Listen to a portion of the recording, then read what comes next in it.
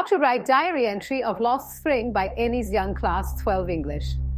Good morning, class. Today, we are going to learn how to write a diary entry based on the chapter Lost Spring by Annie's Jung. A diary entry is a personal reflection where you express your thoughts, feelings, and emotions about an event or experience. In this case, we will write about the harsh realities faced by children like Saheb and Mukesh in the chapter. Let's begin.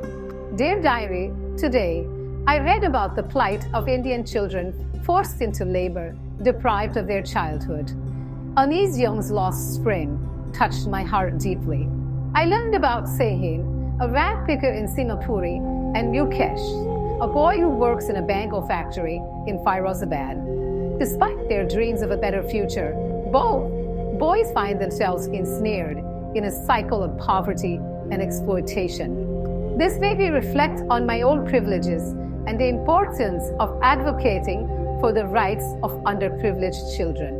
We must work towards a society where every child can enjoy their childhood and have access to education. Sincerely, your name.